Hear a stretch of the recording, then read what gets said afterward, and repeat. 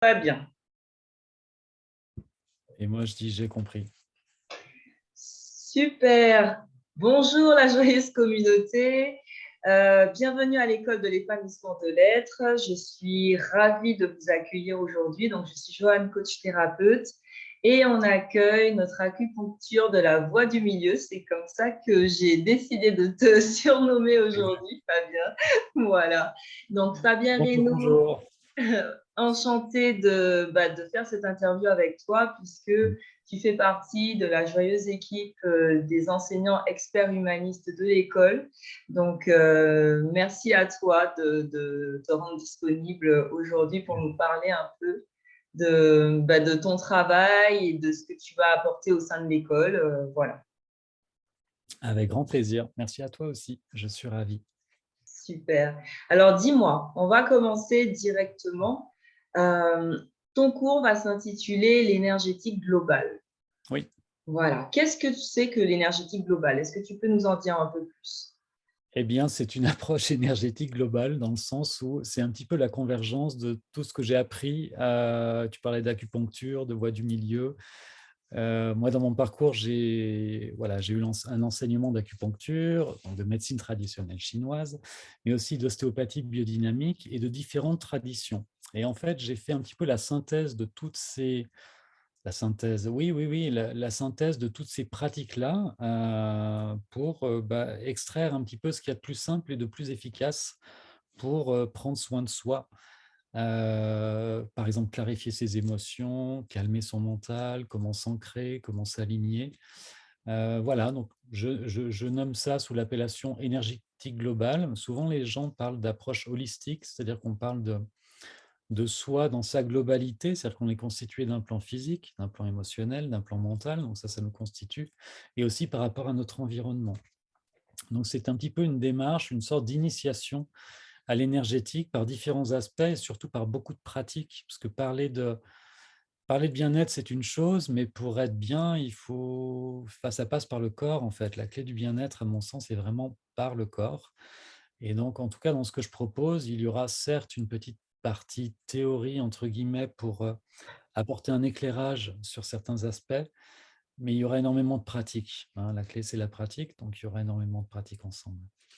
D'accord, super. Donc, en fait, justement, par rapport aux cours, ce que tu as prévu de leur apporter, c'est des connaissances autour de tout ce qui a fait ton parcours quelque part, ou que, enfin, voilà, des outils, des manières d'appréhender certaines situations aussi, j'imagine. Euh, Oui, alors, il y a une clé aussi dans le bien-être. Moi, souvent, j'en parle par rapport au domaine du sport, par exemple. Il y a le domaine yang, qui est plus la force. Si on prend un boxeur, par exemple, eh bien, il va falloir qu'il travaille sa force, sa puissance, etc. Tout ça, c'est l'aspect yang, l'explosivité. Et tout le côté esquive, souplesse, c'est le côté yin. Et je compare souvent la souplesse au bien-être. C'est-à-dire qu'il y a une véritable clé, à mon sens, c'est de faire très peu, mais très régulièrement. Par exemple, si on veut gagner en souplesse, et qu'on fait 1 heure ou 1 heure et demie d'entraînement alors qu'on est extrêmement raide, ça va être difficile. Le corps, il va pas aimer. On peut, dans le pire des cas, se faire un claquage. Dans le meilleur des cas, ça passe, mais on aura des courbatures énormes. Enfin, ça va pas être cool parce que le corps va le vivre comme une agression, en fait. Alors que si on fait 5 minutes d'étirement par jour, mais tous les jours, eh ben, on va progresser. Et le bien-être, en tout cas, moi, dans ce que je propose, il y a vraiment une mallette, en fait, on va dire une trousse à outils d'exercices à faire au quotidien. Et ces exercices-là, il ne faut pas être extrémiste. Alors après, on peut en faire beaucoup, mais la clé, c'est vraiment la régularité. C'est vraiment un pivot, en tout cas, dans les enseignements que j'ai eus, dans ce que j'ai pu pratiquer. Et à mon sens, c'est ce qui fonctionne le mieux. Et il vaut mieux avoir une belle intention pendant 3, mais même 3 minutes, hein, pendant 3 minutes le matin au lever, par exemple, et faire ça tous les jours. D'accord. Donc, du coup, si je comprends bien, c'est voilà, c'est des outils que tu vas demander aux élèves d'intégrer dans leur vie quotidienne pour qu'ils puissent voir des résultats par rapport à ben, un mieux-être, une meilleure façon de voir la vie finalement, peut-être au quotidien, de voir les situations qu'ils rencontrent avec plus de distance peut-être. Peut-être plus de discernement. Alors, mon cœur de métier, c'est vraiment la gestion des émotions. Mhm. En fait, au niveau de ma formation, on va dire qu'il y a deux gros chapitres. Il y a un premier qui concerne directement la clarification émotionnelle. C'est-à-dire que je me base en fait sur les enseignements de la médecine traditionnelle chinoise, où on prend les 5 mouvements, bois, feu, terre, métal, eau, et de façon inhérente à ces 5 mouvements, il y a 5 émotions constitutives. Donc, pendant la première partie, le premier chapitre, c'est vraiment un chapitre de clarification émotionnelle. Et au sein de chaque mouvement, il y a d'une part l'émotion. Par exemple, si on prend, là on est dans une saison de terre, c'est-à-dire la terre c'est l'intersaison, parce qu'il y a 5 mouvements et 4 saisons. La terre c'est l'intersaison, c'est celle qui est au centre, et il y a un passage entre chaque changement de saison, par exemple entre l'été et l'automne. Il y a ce qu'on appelle l'été indien, c'est une période un peu plus douce où la lumière change, etc. C'est une période de terre, et l'émotion associée à cette période de terre, c'est quand on n'a pas une bonne terre, on est un peu anxieux. Donc, c'est tout ce qui est anxiété, broger, la nostalgie. La nostalgie, c'est quoi? C'est la terre d'avant qui était mieux que celle de maintenant. Et par contre, le potentiel de la terre, c'est la stabilité. Donc, on va travailler sur ces deux axes au sein de chaque modalité. C'est-à-dire qu'il y a des souffles adaptés, ce sont des souffles là, pour le coup tibétain. Donc, on va un petit peu voyager parce que je le rappelle, c'est une convergence, donc il y aura différents abords en fait par rapport à ce que je propose. Et sur les 5 mouvements, il y aura l'enseignement des 5 souffles, où chaque souffle permet de clarifier l'émotion associée. L'automne, ensuite, on va être sur la tristesse. Et le potentiel, par exemple, c'est le potentiel de trancher, de structurer sa vie. Et donc, chaque souffle permettra de clarifier l'émotion et de développer un petit peu son potentiel.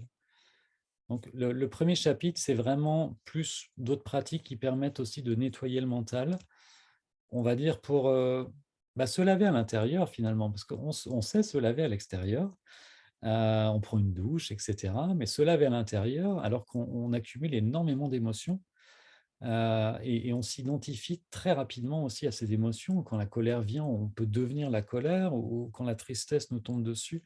Donc l'idée finalement, c'est de clarifier un petit peu tout ça, de faire un petit peu le ménage sur les excès.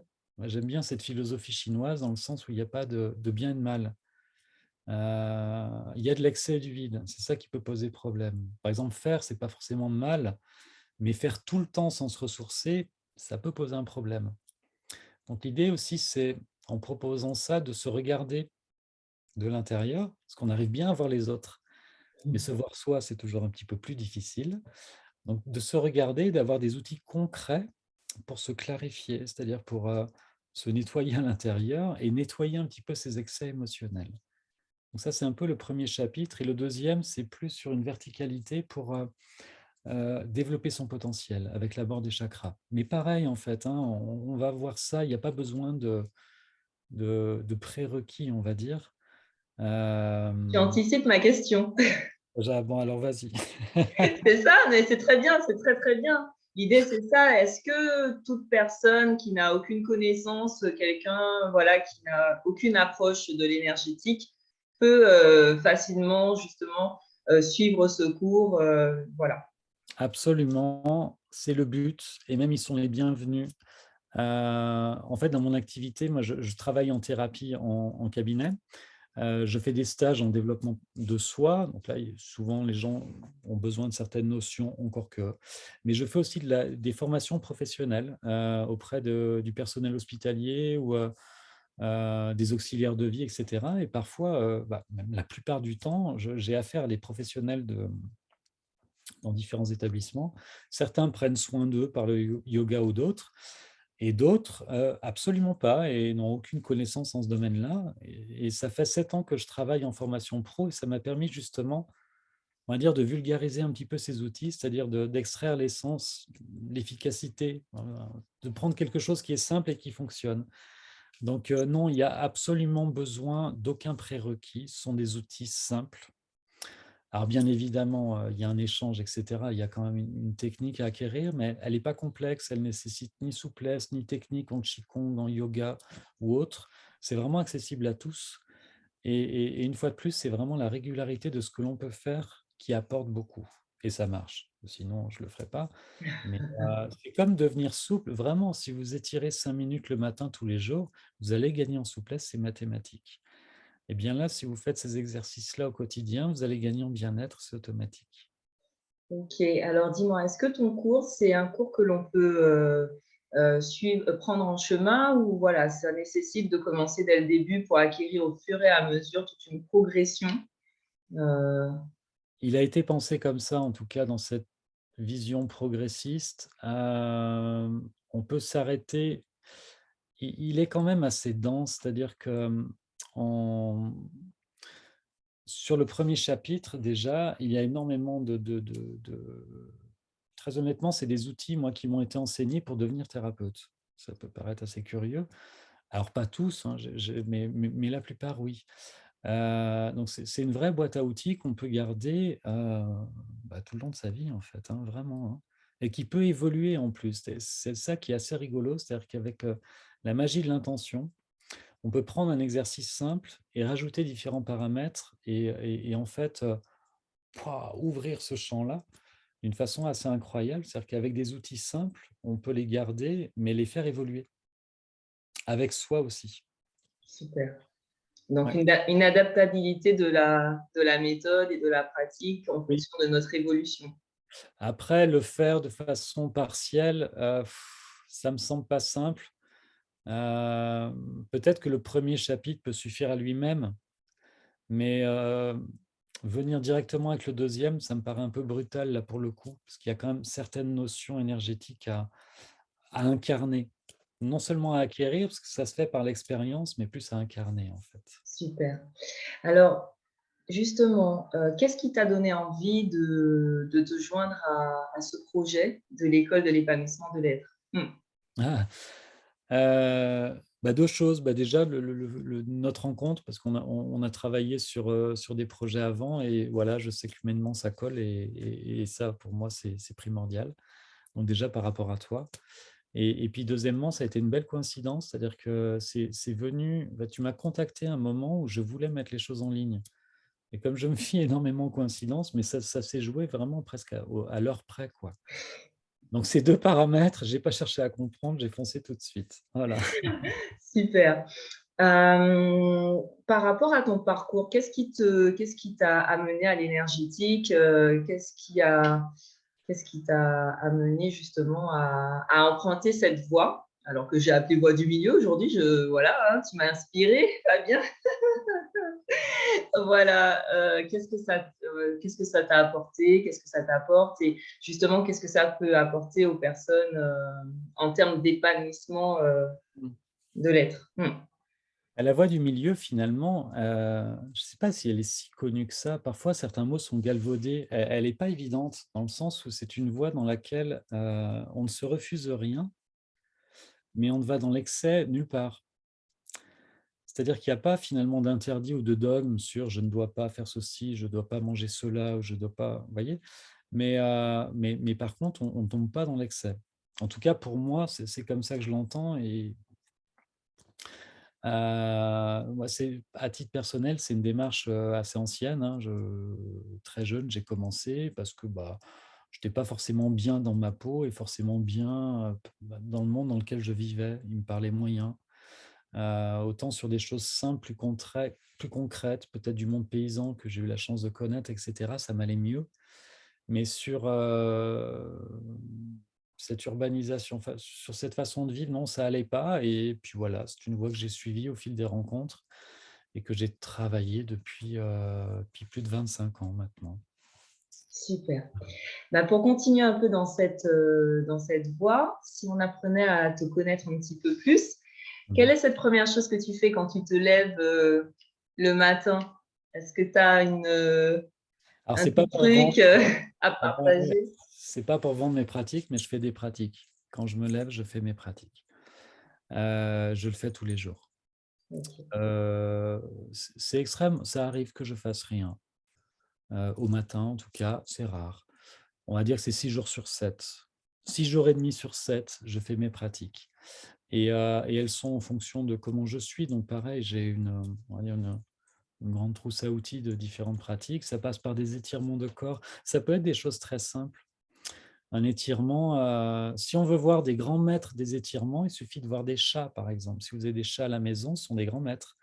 Parce que quand vous voyez un chat qui s'étire, c'est tout son être qui s'étire. Et ça, c'est assez magique. Donc, je commence le matin par mes pratiques de respiration, ensuite un peu de méditation, etc. Voilà. Super, merci.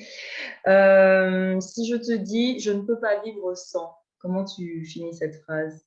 Musique. Ah oui, parce qu'on a oublié de vous dire quand même que… Alors Fabien, tu vas pouvoir mieux parler que moi de ça.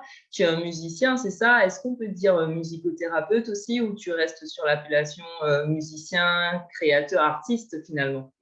Peut-être plus ça, parce que musicothérapeute, c'est quand même j'ai pas fait d'école de musicothérapie, donc c'est quand même un milieu qui devient un peu protégé. Bon, je suis percussionniste en fait de formation et c'est un peu comme en énergétique. J'étais très curieux, donc j'ai commencé par les percussions d'Afrique de l'Ouest et puis très vite j'ai bifurqué sur l'Inde, avec l'Inde du Nord, l'Inde du Sud, et puis d'autres cultures, la culture perse, etc. Donc oui, la musique, je m'en sers, je verrai si je m'en sers dans les cours en ligne parce que j'utilise ça comme un support de voyage. C'est-à-dire que la musique dégage une énergie et même sur les sons organiques, si vous voulez vous promener au bord d'une plage ou en forêt et que je mets le son des vagues ou d'oiseaux, vous y êtes plus facilement. Donc j'utilise vraiment la musique comme un support de voyage pour, baisser le niveau du mental.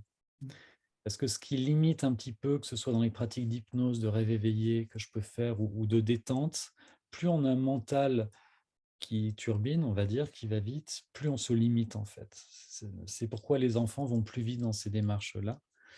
Et c'est pourquoi j'utilise la musique pour canaliser un peu ça, faire comme un tapis volant en fait. Excellent l'image. Et voilà, faciliter le travail. C'est comme ça que j'utilise la musique. Top. Alors dis-moi, pour toi, tout a plus de goût avec quoi? Ouais, je dirais encore avec la musique, mais il faut peut-être que je change de… Super. Je dirais avec de l'amour. Ça Mhm. aussi, c'est un mot qui est galvaudé. Alors, je dirais plus de la présence. Intéressant. Parce que de l'amour, on peut s'y perdre dans tous ces mots, dans qu'est-ce que c'est l'amour? Heu, Chacune des personnes qui nous écoutent donnera une définition, propre à elle-même. Et puis en France, c'est curieux, on peut aimer le chocolat comme une personne très chère, on a le même mot. Alors que la présence, c'est une qualité, immense qu'avaient les anciens, qu'on a un peu perdue. C'est curieux comme on essaie de… C'est comme le bio dans l'alimentation, c'est pas une nouveauté, c'est simplement qu'on a vécu d'une façon curieuse pendant des décennies, encore maintenant, et c'est un retour à la nature et ce retour à la nature se fait par la présence. Quand on est présent dans ce qu'on fait, on est bien, quoi.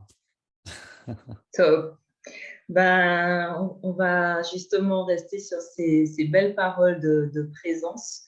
Mmh. Voilà, je te remercie d'ailleurs d'être présent au sein de l'école et d'apporter ta belle énergie justement pour contribuer à ce projet de l'épanouissement de l'être. Et du coup, si vous souhaitez participer au cours de Fabien Reynaud pour découvrir cette énergétique globale et tous ces outils qu'il a au fil des années, plus de 20 ans d'expérience, qu'il souhaite mettre justement à votre portée, n'hésitez pas à nous envoyer un mail à écoleépanouissementdelettres@gmail.com pour vous inscrire, enfin en tout cas avoir les informations et vous inscrire le cas échéant. Et je te remercie encore beaucoup de ta confiance, Fabien. Et à toi, Joël. C'est un plaisir pour moi de partager ce projet, cette nouvelle aventure. Et voilà, je vais vous dire à tous à très très vite pour la prochaine interview qui sera ce soir avec Christiane Olivier Dévelé, qui est astrologue tarologue, donc encore un parcours très riche. Voilà, je suis ravie d'être entourée d'une si belle équipe. Voilà.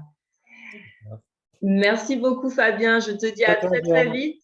Au revoir à tous et puis à très bientôt alors. Merci. Ciao, ciao. Ciao.